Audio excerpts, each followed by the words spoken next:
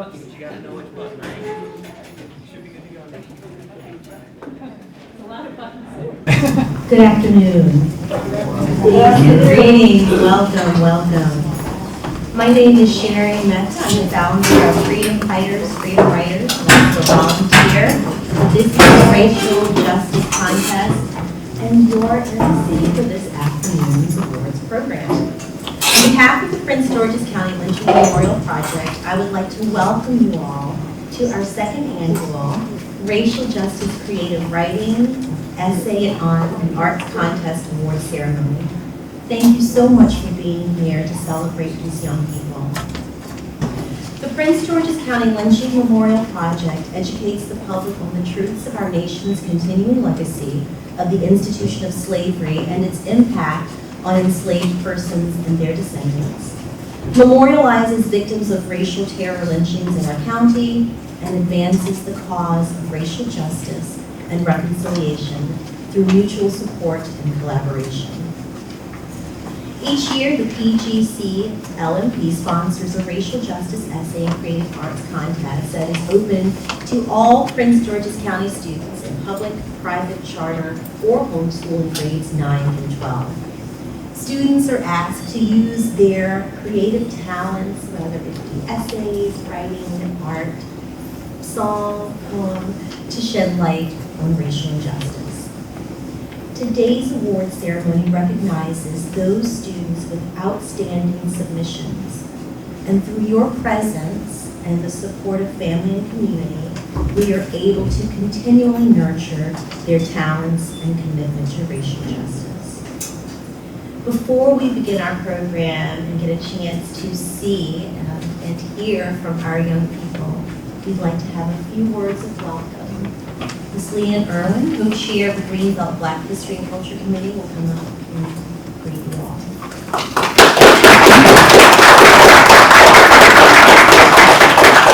Thank you, everyone, for being here today. It's always a good thing when you need more chairs for an event, right? That's right. My name is Leanne Irwin. I am with the Greenbelt Black History and Culture Committee, and I also have been involved with the Prince George's County Lynching Memorial Project, as several other members of our local committee have been. This is our 5th year having events for Black history, and I want to point out to you that this historic building in the city of Greenbelt has beautiful friezes on the front of the building in the garden area. And in one of those friezes are about the Constitution. And the artist, Lenore Thomas, who was a white woman who was an artist in this county, wanted to include one of those friezes to be about lynching. But that was not acceptable when she did that. So that was in her vision. So I encourage you, if you have a few minutes, to go out and look at those beautiful friezes, since this is about art and culture as well. So thank you for being here with us, and I'm going to introduce our illustrious mayor, Mayor Emmett Jordan, who is also active with our committee. Thank you.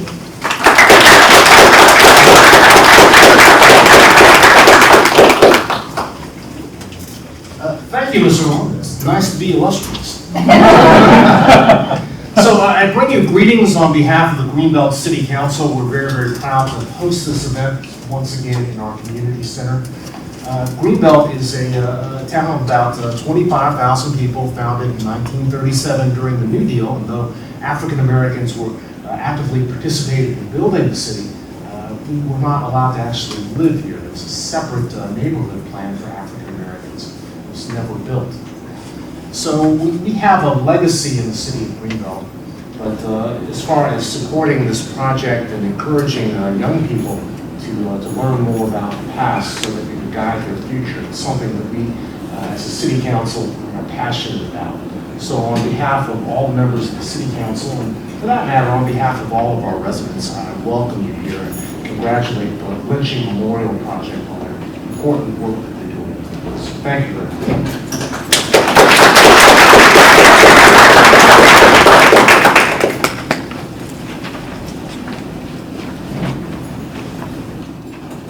I would now like to bring to the podium Brianna Bell Freeman.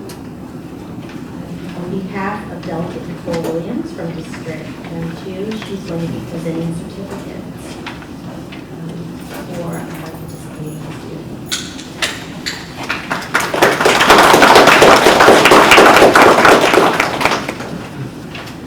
Good afternoon, everyone, and congratulations to all the participants. On behalf of Delegate Nicole Williams, she apologizes for not being able to be here, but we are now I'm representing the District 22 team.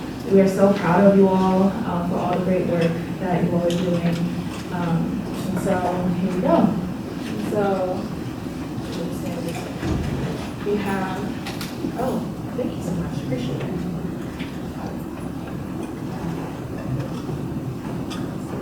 Carissa Nwabwezi.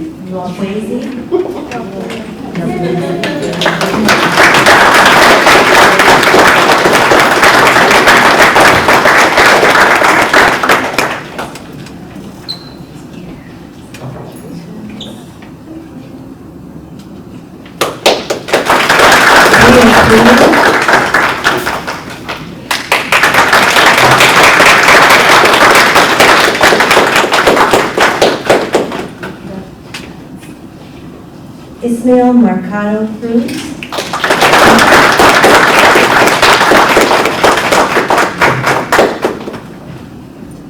Anya Vest.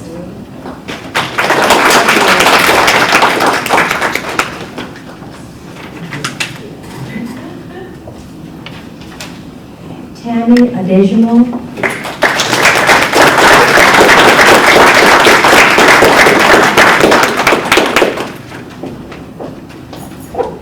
Dorothy Quanto.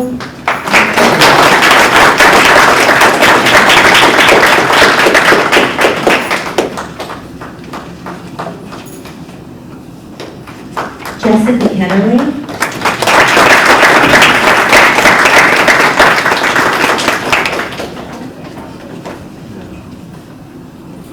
Amber Ware.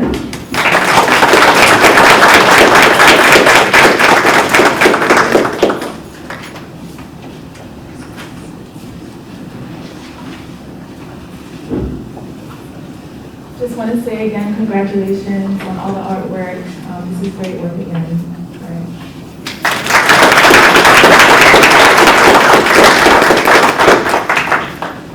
right. We have Delegate Councilman Jolene Ivy here representing Councilmanic District 5.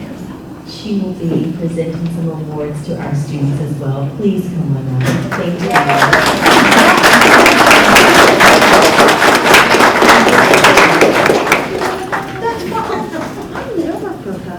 This is wonderful. Thank you very much. I'm Nikki Greco, and I represent Councilmember Jolene Ivy as Constituent Services Director, and we have our assistant with us, also a high school student, and we have our Joseph Connell Jr., our future United States Senator.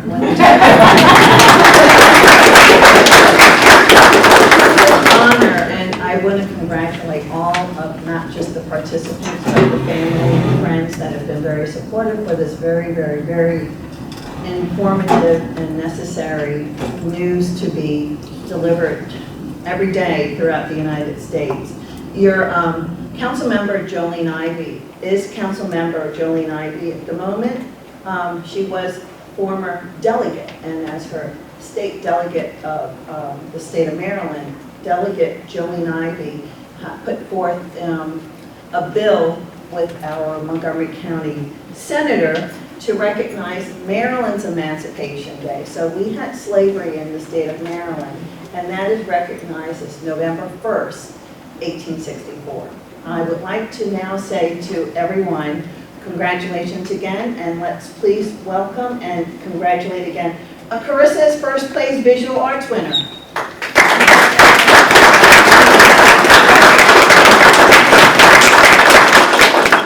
How about Tammy, first place essay and creative writing winner?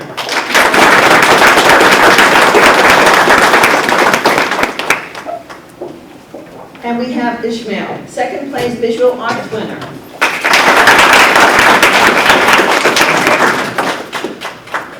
Dorothy, second place essay and creative writing winner.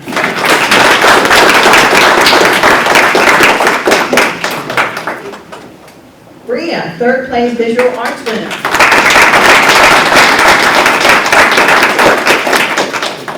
Smile, smile. Jessica, third place essay and creative writing winner.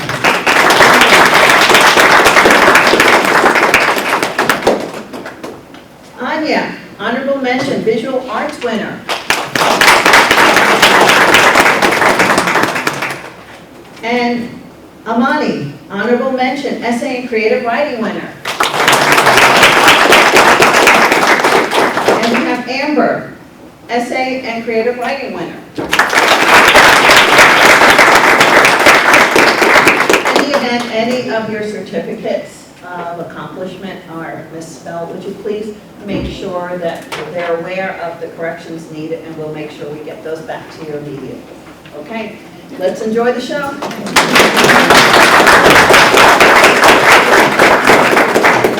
Thank you so much.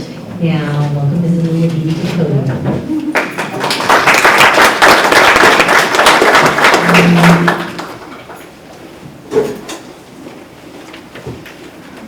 Good afternoon. I'm so pleased to be here and to see all of you here today celebrating our future, people who will be our spokespersons in the future, and I think will make a difference for all of us. I'm being helped by my grandson. I always need some tech support, so I'm just going to help advance the slides for me. I'm going to introduce you a little bit to our memorial project. I just want to say that this is the first time we've been able to display our own markers and remembrances that we have, and I'll talk a little bit about the April 15th program that we had and Thomas Jordan's and the significance of that jar for us. All right, the next slide, please. Okay, so what is PGC LMP? And Sherry has told you a bit about what we are. We are a diverse volunteer grassroots organization that was formed in 2019. There are over 400 people who have volunteered for this project, and we are comprised of educators, elected officials, clergy, students, retirees, just a whole group of people who are united in passion about justice. We are inspired by the Equal Justice Initiative that's based in Alabama, where there is a memorial for people who have been lynched in our country. So we are working to document the history of racial terror lynchings, to advocate for public acknowledgement of these murders, and we're working to honor and dignify the lives of the victims. There are other lynching memorial projects in Maryland and across the country, trying to get them wherever lynchings occur. Next slide, please. We begin all of our meetings with the saying of names of the lynching victims here in our county. Thomas George, John Henry Scott, Michael Green, and Stephen Williams. There were nearly 6,500 racial terror lynchings that are documented to have occurred in the United States between 1865 and 1950. We know that there are probably many more that are not documented. At least 38 of those occurred in Maryland. 4 of those occurred in Prince George's County. And there are probably many, many more men and women who likely were lynched, but of which we have no records. No one was held accountable for these lynchings.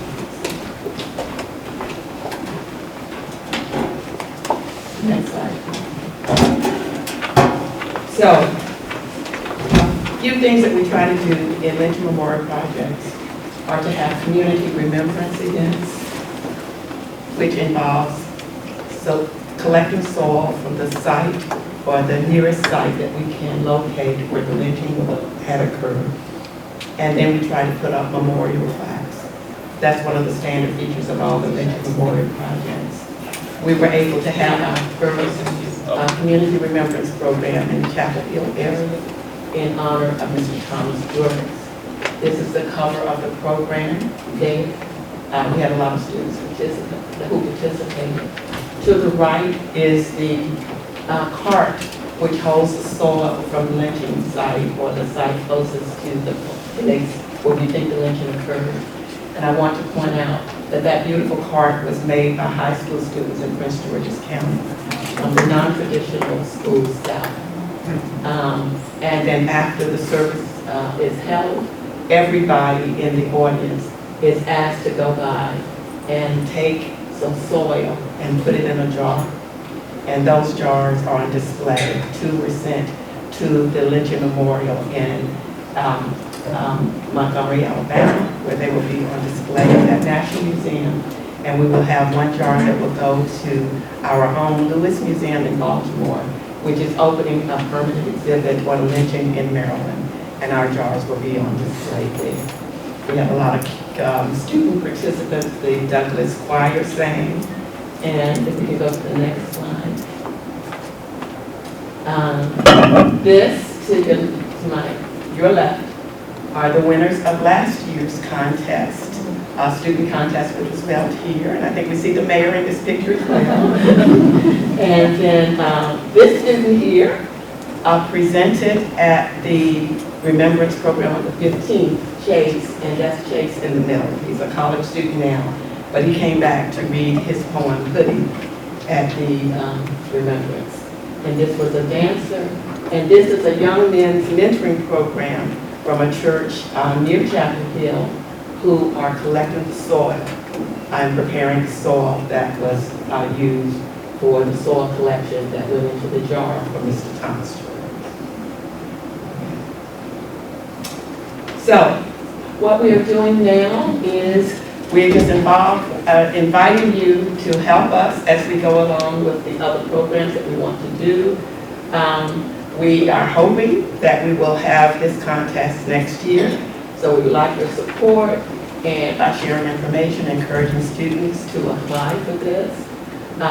We're looking for information about descendants of lynching victims in our county. There will be a public hearing that the State Commission is going to hold to talk about the experience of lynching and document the experience of lynching in our county.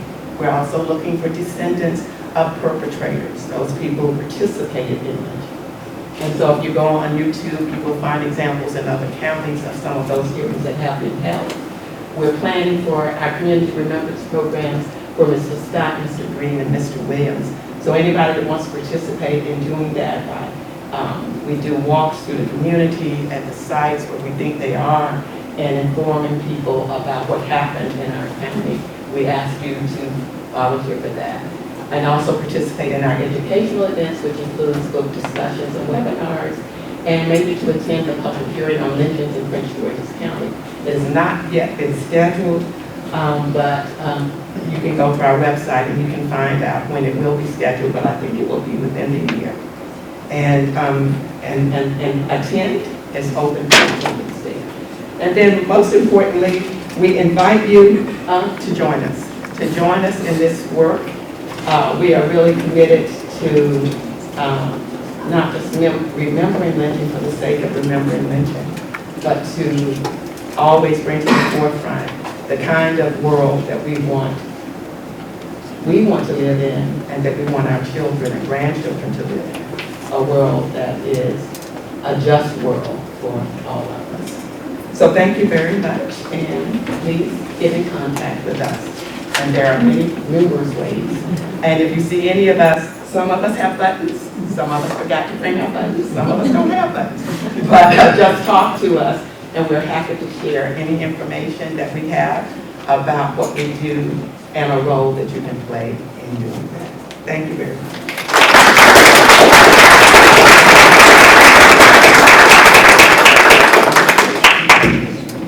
Thank you so much, Ms. Lillen, for giving more information about the important work that the PGC LMP is doing. We hope that you will be inspired to join and assist us as we move forward in creating that type of just world. Next in our program, it is an honor for me to introduce the keynote speaker of today's second annual award ceremony, Dr. Khadija Z. Ali Coleman. Is the 2023-2026 Poet Laureate of Prince George's County, Maryland. She's a cultural curator, community organizer, nationally recognized speaker and writer. A playwright, she has had more than a dozen of her plays presented publicly in venues throughout the country and is author of the children's book, Mariah's Maracas. She's founder of the multidisciplinary arts company, Liberated Muse Arts Group, and co-founder of the education research group, Black Family Homeschool Educators and Scholars. An education researcher and former homeschooling mother, she served as co-editor of the book Homeschooling Black Children in the U.S., Theory, Practice, and Popular Culture. Dr. Ali Coleman holds a Bachelor of Arts degree in Interdisciplinary Studies, African American Studies, and Mass Media, and a minor in writing from the University of Maryland, Baltimore County. She holds a Master of Arts degree in Mass Communications from Towson University and a doctorate in education from Morgan State University. She lives in Fort Washington with her family. I am pleased to welcome Dr. Ali Coleman to the stage.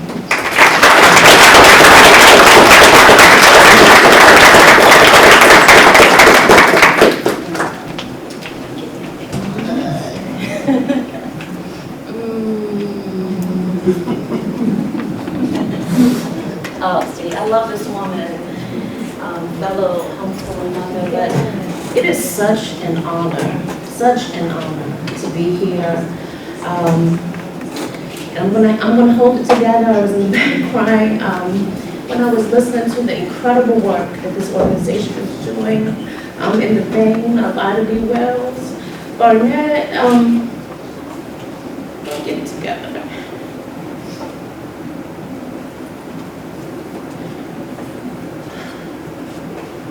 I'm going to ask at this time, as I wish you a happy Juneteenth, if we can call it Happy Juneteenth, we call it a Jubilee Day, Black Independence Day. I would like for you to think right now of someone whose shoulders you have stood upon, someone who has been that wind beneath your wings, whether living or no longer with us, they are in the ancestral realm, but someone whose name you know and you can remember and has helped you get to where you are right now. I would like you to think about them right now. When I count to 3, I would like you to activate the space with their energy and say their name aloud, okay? 1, 2, 3. Calvin Holt, Carol Williams, Annie Q. Holt.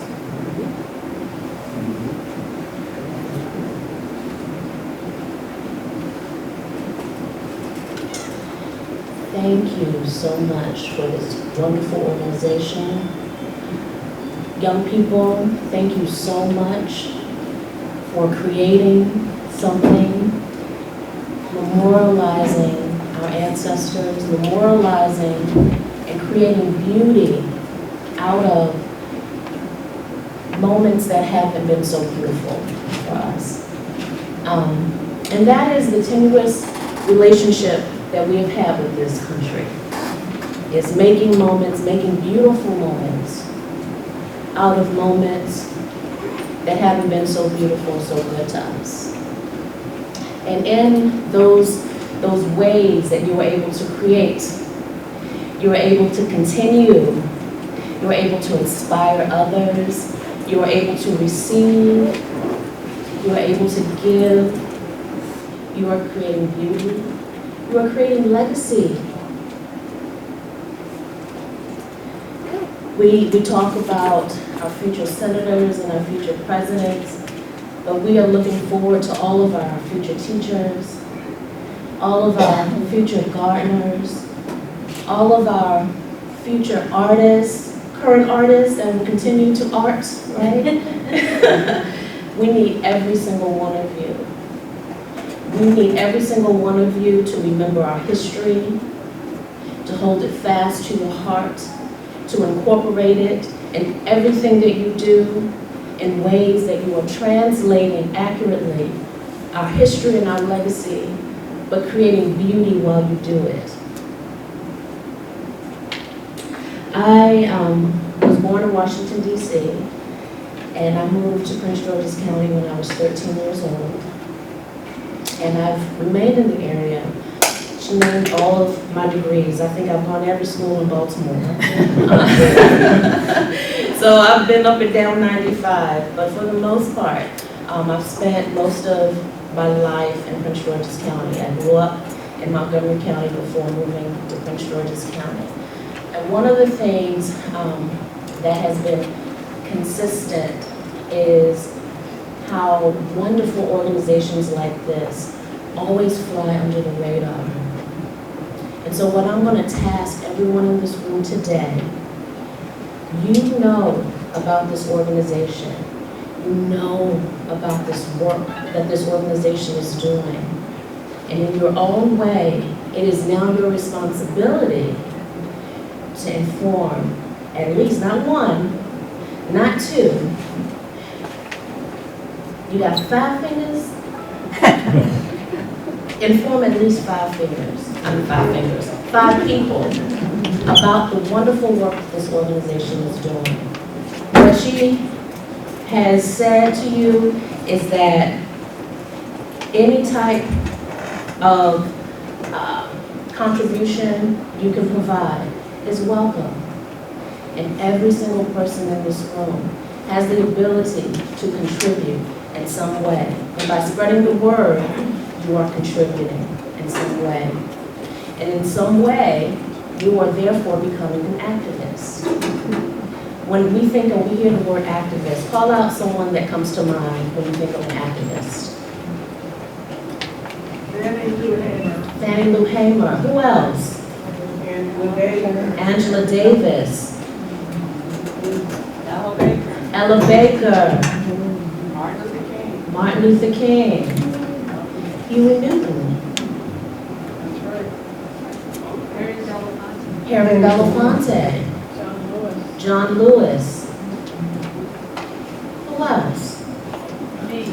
Malcolm X. Someone said me, because they knew where I was going. They knew where I was going with this.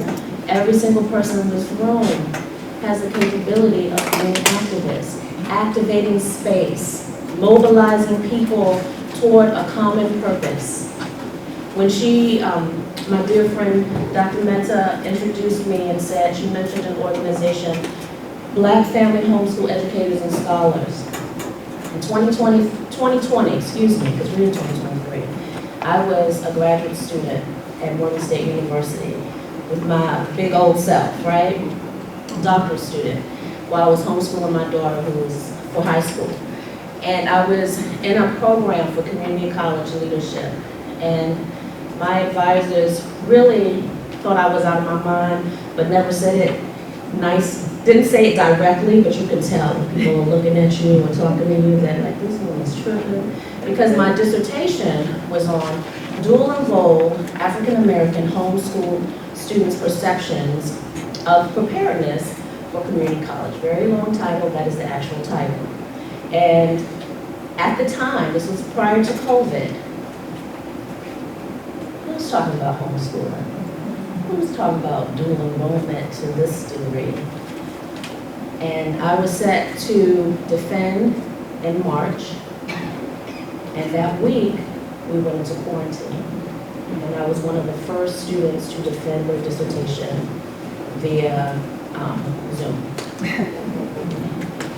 And right after that, I started getting phone calls from people who heard about my dissertation. I was given an opportunity to write a book because what happened during quarantine, folks were really scrambling around education because the schools, some of the schools weren't gracefully pivoting to a virtual environment.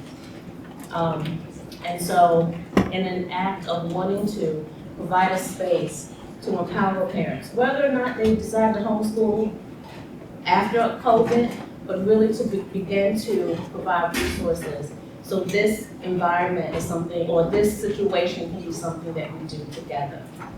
And that is how Black Family Homeschool Educators and Scholars started. And every single person in here has an idea. You have something that you do, something that you do well, or something that you know a lot about, that when you include more than yourself, and maybe a few other people, it then becomes a movement, particularly when it becomes consistent work and effort. And so my message to you is meet the activist in yourself, know the activist in yourself, nurture the activist in yourself, and know that every single person in here has the potential and the power to mobilize a movement, all right? And so I'm going to end with my poem called An Activist Prayer. May we continue to breathe fire, siphon ether from the molecular until our cells live beyond the cellular and our energy is times infinity. May we know not the temptation to quit, never halting our predisposition to endlessly want to fix and to recreate, stand up, never satiate the powers that seek to destroy the very core of who we are. May we continue to shine like stars. Constellations in our concrete prisons, leading minds north to the horizon where the sky's sun is our salvation, and unity is unified without uniformity, casting off the chains of conformity. May we guide with knowledge, pinky finger linked with compassion, evoking the prayers of our ancestors with agile action, falling back to allow our young ones to share the burden of this beast, telling our stories to ensure the continuation of this work at the very least. May we continue to breathe fire. May we continue to bring fire. May we continue to be fire. Blazing bright to burn down what is unjust, becoming the flame is a must. Burn, baby, burn, baby, burn, baby, burn. May your light never extinguish.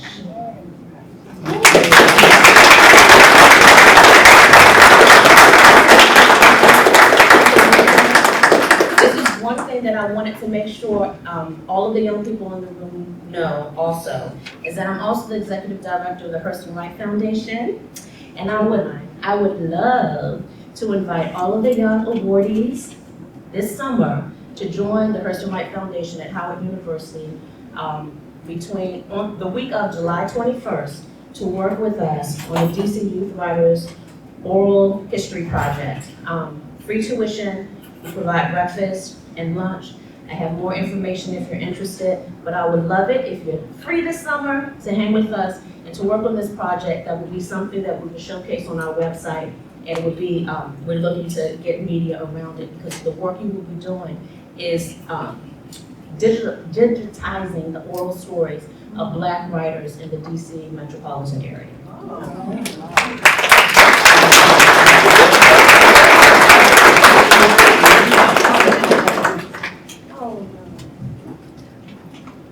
I love this woman. And we met during, actually before COVID, when she was doing some work at the Prince George's County Museum about American history and culture, and then I just kind of leaned in on her when it was time to begin homeschooling. She was one of the first people to give me the motivation to believe that I could, and she's a wonderful, wonderful person. I'm so glad she was able to bless us today with motivational words, and we would like to thank you so much.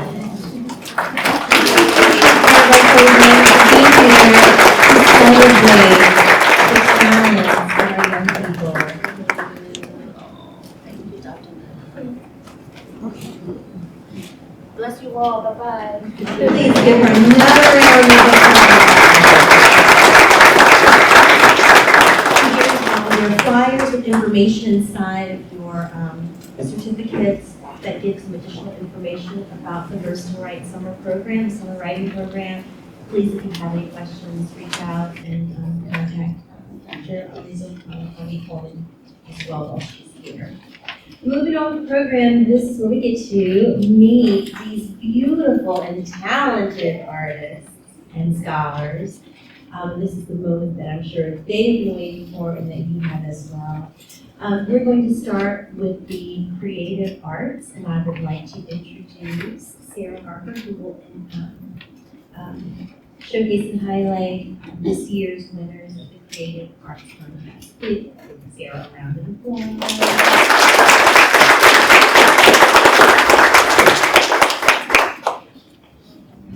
Okay. I want to thank everyone coming. Can you all hear me? Everyone coming, and I'm so glad that we are overflowing. This is great. I also want to shout out to all of the schools, because we had a lot of students from all the schools, all parts of the county that have part of this, got their students to attend. Unfortunately, not everyone could be winners, but we were glad that they participated, and we're hoping that they will continue the participation next year, because we are going to have it again. So I'm not sure, is Anya Vest here? Okay. So Anya Vest is honorable mention. Sorry. And that's okay. She's going to come up and talk about her My Hair, My Culture. She gets a $200 scholarship.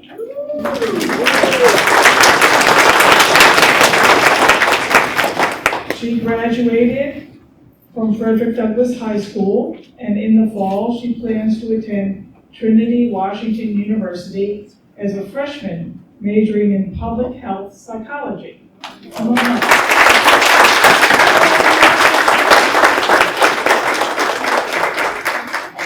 Hello, everyone. Hello, Naya. Hi. My name is Anaya Vest. So, the reason I decided to create this art piece is because of the fact us Black women, we tend to immediately get judged by our hair, especially when we're in professional settings. For example, as you see as I'm wearing box braids, I can walk into a building and someone can be like, ooh, she's ghetto. Why she got that hair like that? Did she go flat iron her hair? Like, I feel like we deserve to show our hair how it is, because it doesn't automatically mean how we are as a person. Because we could be the nicest people in the world, but you're assuming about it cuss you out, for example, just because of my hair. So because of this, I decided to make pieces to represent different types of hair types and different skin tones as well, from albinism to dark skin. Because we also need that representation in other skin tones as well. Because it's not just light skin, dark skin, and there's different shades of Black all over the world. And thank you so much.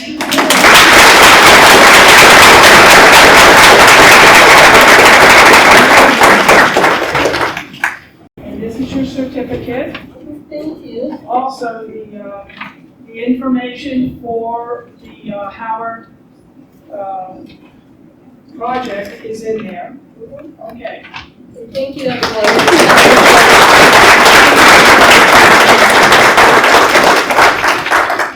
So our third place winner is Bria Freedom.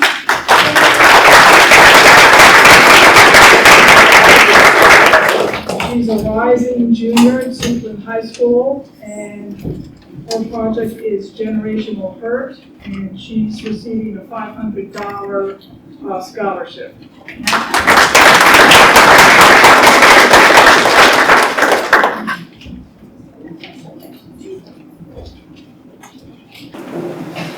My name is Bria Pruden, and I'm a rising junior attending Suitland High School. I've created this piece called Generational Hurt. When creating this piece, I put a lot of thought into how I can show the hardships that has been put on the African American community and how it affects us to this day. Through my piece, I show an African American person being lynched from a tree, while in the background, the word help is being screamed. I want to show the hurt and trauma behind the history of African Americans being someone's property, and when we had no police to fight for ourselves, and now it still affects generations beyond. The trauma can be seen across generations in different ways, such as problems with colorism inside of our community. To this day, we are still fighting for equal opportunities and treatment. So this is why I say generational hurt, because we are still hurt from the injustices that happened before us and the injustices still occurring today.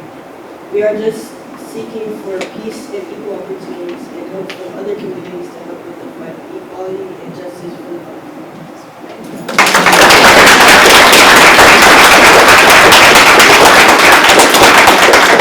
We will have their artwork at the back. We will have their artwork at the back. Here you go. Here's your. Thank you. There's all the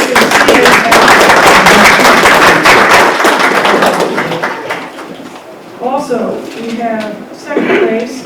We have Ismael Cruz, who's a rising junior at Frederick Douglass High School.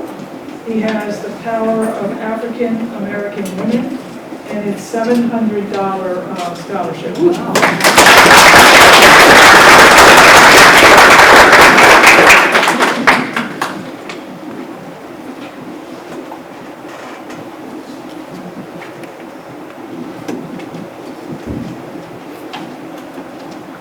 Hello everyone, today my name is Ismael Cruz, and I would firstly like to say that it is an honor being here, and I'm very thankful for my teacher, Dr. Hardigan, that is here, for telling me about class about the contest. It really caught my attention since we could submit any type of project, so I decided to do a poster/infographic for my project. I want to take a moment to talk about a remarkable individual who has left a memorable mark on our society through her work, her activism, and her unwavering spirit.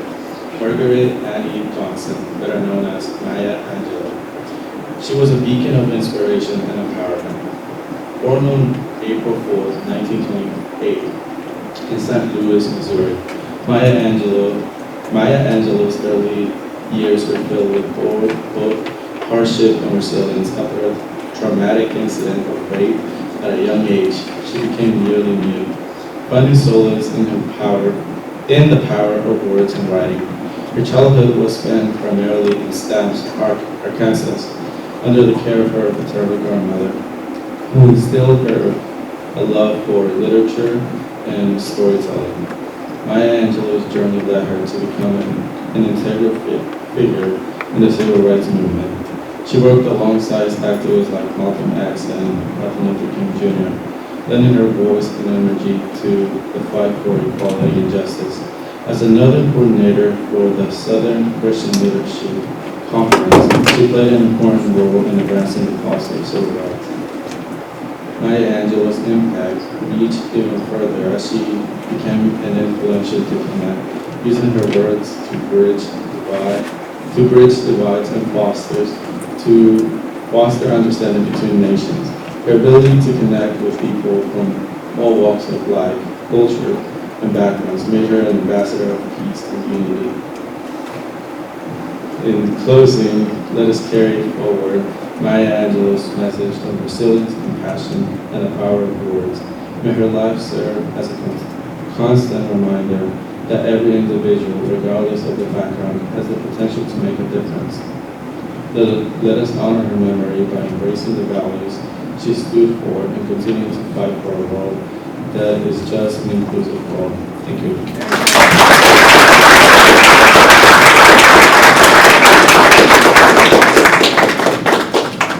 And our first place winner is Carissa Wambuazi. And she is a sophomore, a rising sophomore at Eleanor Roosevelt, right here in Greenbelt. And she has lynching after emancipation, and she gets a $1,000 scholarship.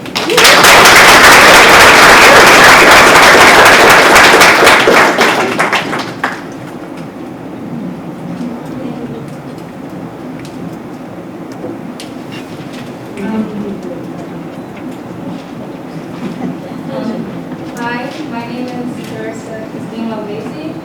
I'm a rising sophomore, and thank you for this. Some of the points I wanted to get across with this art piece is that each of the smaller Afro-American female and male people are different depictions of things that have happened and or could have happened to the main large Afro-American. The difference in lynching and indecencies illustrates the differences that happenings between female and male Afro-Americans. Afro-American males were often lynched while females were often raped or mistreated. The muscles within the back of the main large Afro-American female and male people represent the strength and amount of suffering that Afro-Americans of that time endured and survived in the past. It is also very important to mention that almost everything within this piece is based off the writing of Ida B. Wells in Seven Horrors, Lynching Laws in All Its Phases.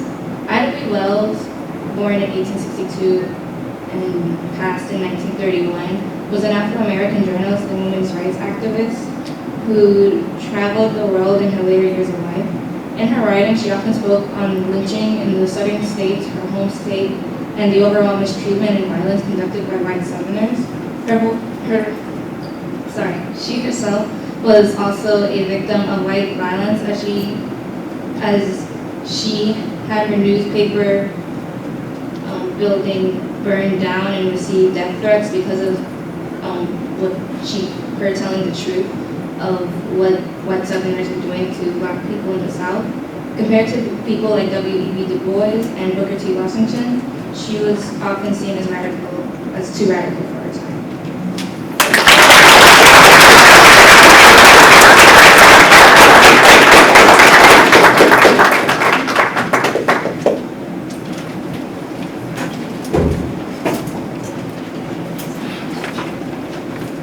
Let's give a round of applause for all of our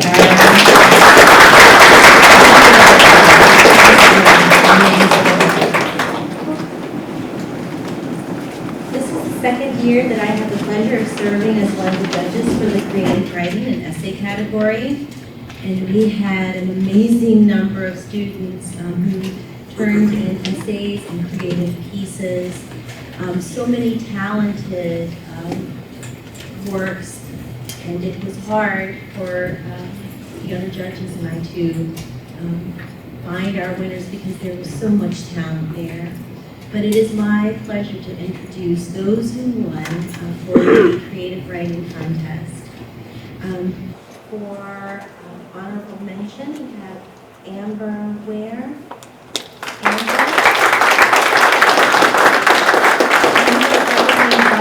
Flowers High School, and she's going to read her piece, When Will Racial Injustice End?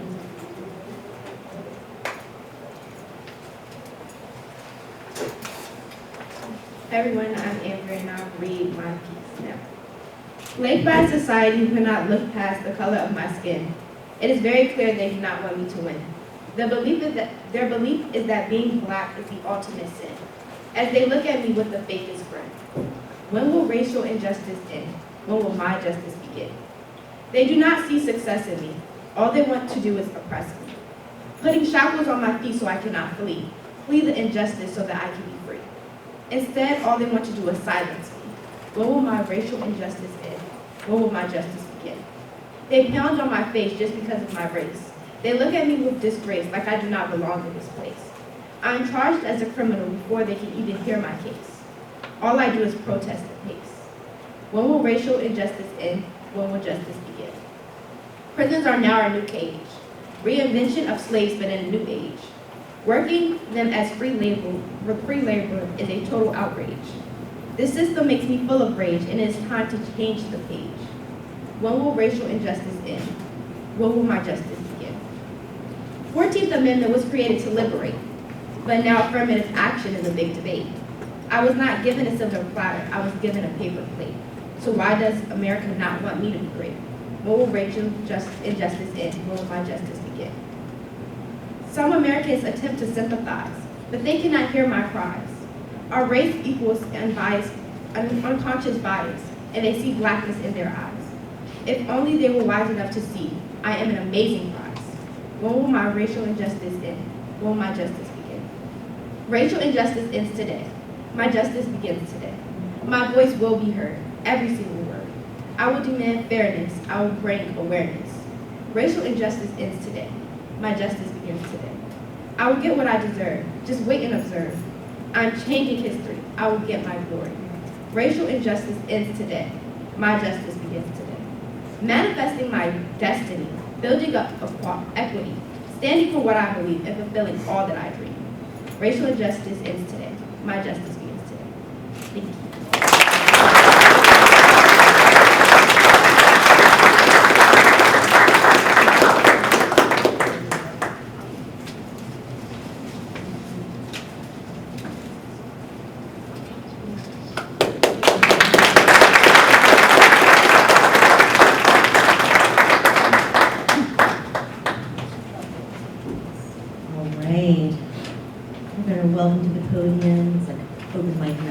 Coming up to the stage, we have our third place winner for our contest this year, Jessica Kennerly, representing Sweetland High School. And she's going to read her poem, August 1955. Please give a warm round of applause.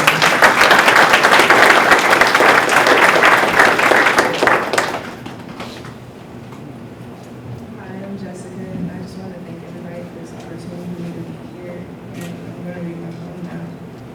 On August 21st, 1955, a 14-year-old boy was visiting his great uncle in Money, Mississippi. Emmett Till, an African-American boy from Chicago, Illinois, was the victim of this country's sins. Sins that were proclaimed and accepted nationally, sins that collected casualties and were displayed like trophies for the world to see. Before he left, his mother warned him of his race, told him of the people that he should be wary of, the ones that would berate and degrade him for the color of his skin. But Emmett Till was still a child, and he did enjoy playing pranks. On August 24th, 1955, he and his cousin Curtis Jones skipped church. Emmett bragged that he had a white woman as a girlfriend back home, and his friends in disbelief dared him to ask one on a date. He found one and spoke to her in a flirtatious tone. "Bye, baby," he said to the stranger. Unfortunately, Carolyn Bryant was a gossip girl, a storyteller. Not one person witnessed this advance, but her husband stood behind the counter. She later claimed that this black boy had wolf whistled and grabbed her. These false lewd accusations led to a slaughter. This teenage boy, really a baby, mutilated and dumped in the water.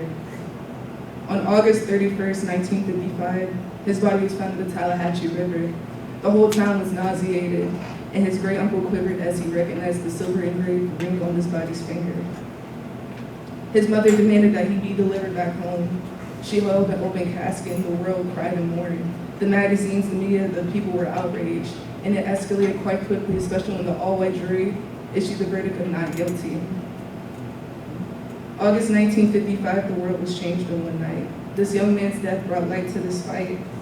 Bryant, years later, and in hiding, recanted her accusations. She said, "Nothing that boy did could ever justify what had happened to him.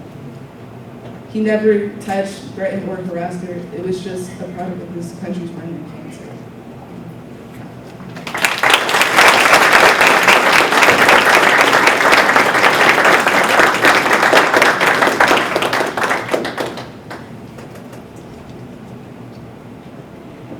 All right, we have our second place winner, Dorothy Quanto, representing Charles Herbert Flowers High School.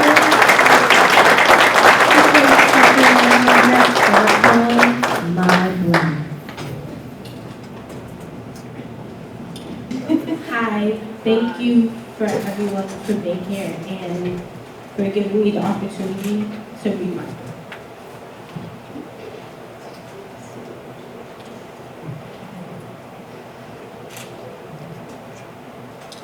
I say Black Lives Matter. My words step. All right, take your time.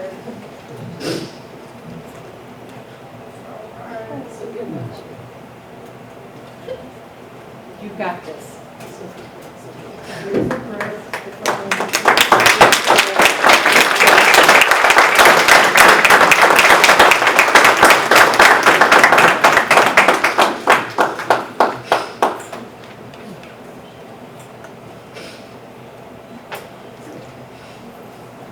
I say Black Lives Matter. My words stagnate, never reaching the mountaintop the king proclaimed by strain. Using the last bit of my black breath to pronounce these three letters the world now knows is my name. Just for some confused one, to try to feed me an illusion that was created to subdue their pain. And every time I get to fixing the brief, there goes the gun getting cocked back to name. Their heads turned back in shame before they hit me with 4 or 5 old shots that'll collapse my brain. I say Black Lives Matter.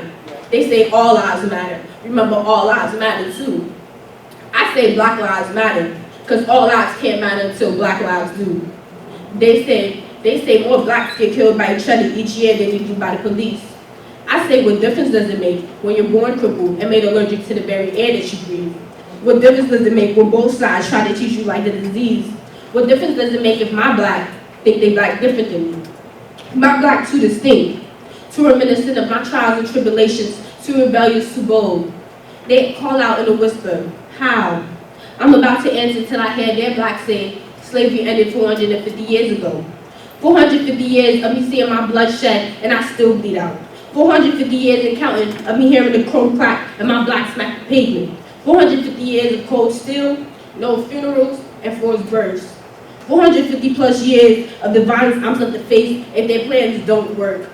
I say I made America, that my being is a concept, that the stereotypes only exist because they fear I'll do unto them what they did to me. Thieves, but the only thing I stole was my right to speak. Murderer, but the only thing I killed was my self-assurance. I say I gave you power because it's only the black you told. I lay slung on your shoulders for the world to see. I give you power because to this day, you still do what they did to me. I say my being is a threat, no certainty. After all, what I'm promised is death. I say you can't kill me anymore because I was already born dead. I say you know how I bleed because you've seen how I bleed, so you know what I bleed. And you know that in which I bleed is red. But you turn away your face because your red is the same. Dear Black says that's not true. That oppression ended long ago when there are fewer limitations.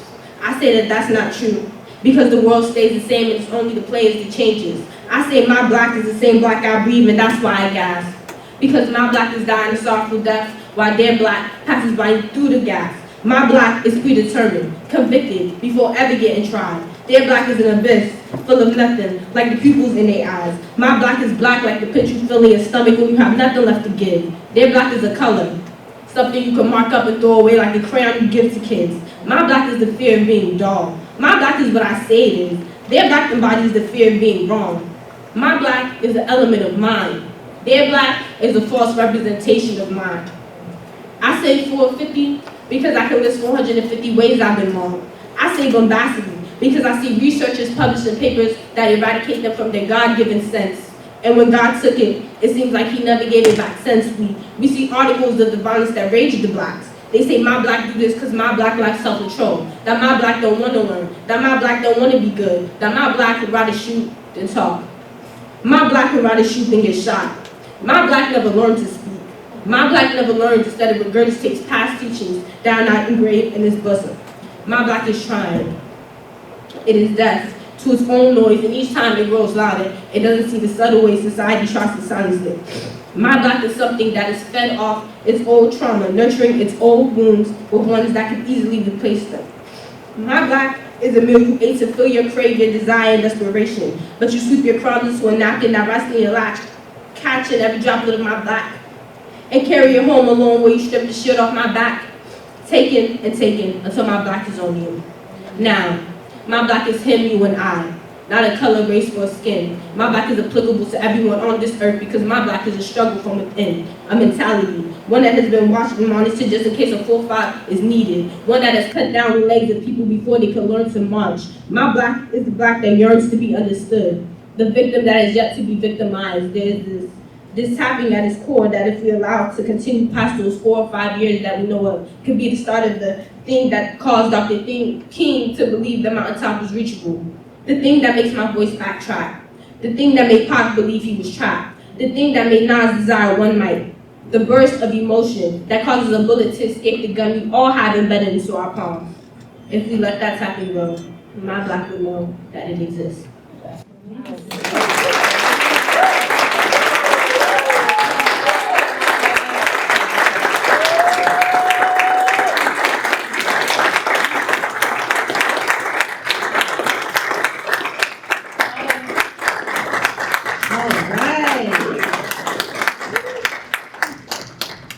And now it's time for our first place winner of this year's Creative Rights, Creative Writing and Essay Contest. Please welcome from representing Frederick Douglass High School, Tammy Adejumo with her poem, her first place poem, Where Do My People Go?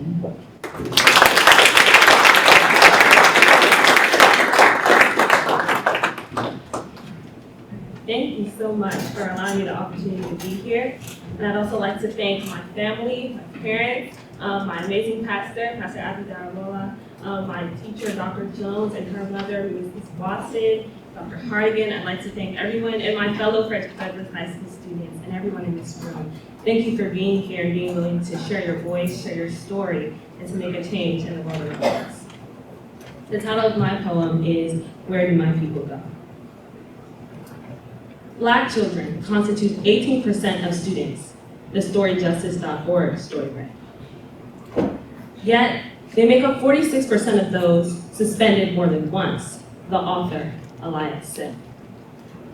There were kids I walked past daily at one point, and so I never knew how the lack of their presence would disappoint. When did their pathway to college and career readiness become so disjoint? Where do my people go? I was rooting for them. However, their hope was cut off at the stem, and subsequently, mine was clipped to them. My people, it was them the student body consisted of. Some friends, some with whom I need to make amends, all of whom had potential, but together until the end, not with these trends. Where do my people go? Pipeline. I can spell it like we're in a spelling bee. They call it the pipeline. It redefines and rewinds the dreams of graduation students once had but could no longer seem to find. Where do my people go? P is for the pressure they felt to be a perfect student. When did this become the rudiment? I is for isolation. They were isolated for childhood for not having the proper P, presentation. A presentation without the declaration of their past, their mistakes, and wait, isn't that E? Exclusion. Children are excluded from opportunities for having lower test scores and less L, learning amenities. That's why we need new textbooks and funding for learning facilities. I is for intelligence, which can be cultivated in the absence of negligence. That's the N in the pipeline. Because nurturing plus attentiveness can allow students to build on both academics and etiquette. Because E is for the endless opportunities that one has to correct a student's etiquette and manners without placing a metaphorical banner on their forehead that says, you are not worthy of an education, or you are a lost cause. Where do my people go? Pipeline. Once again, I can spell it like we're in a spelling bee. They call it the pipeline. Metaphorically and for fluids literally, it pumps students out of their original place of familiarity and into situations, detention centers, and offices that only instill in them cycles that they are doomed to repeat. So I've seen enough there is to see. Right now, the school to prison pipeline plays the lives of Gen Z. It's time to administer the cure of nurturing and proper learning amenities and set them free. Because where do my people want to go? Upwards and beyond. Raising the next generation may seem like quite the feat, but the continuation of detrimental cycles, it can end with you and me. Oh man, I'm about to feel like Dr. King. But I have to say this, yes, this would be my dream. Thank you.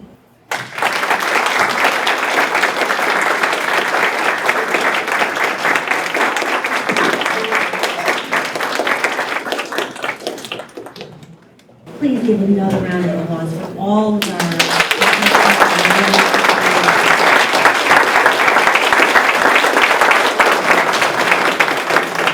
As we conclude today's program, we would like to recognize and acknowledge those adults who helped and hold these students' talents. Will the caring adults, guardians, parents, or caregivers of this year's winners please stand?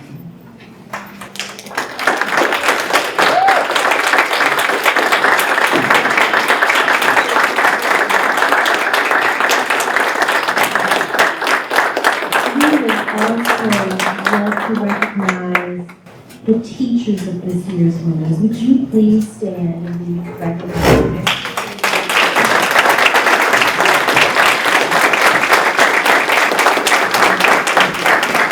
We know that it takes a village to bring up our youth and the community to nurture their dreams their talents and their gifts.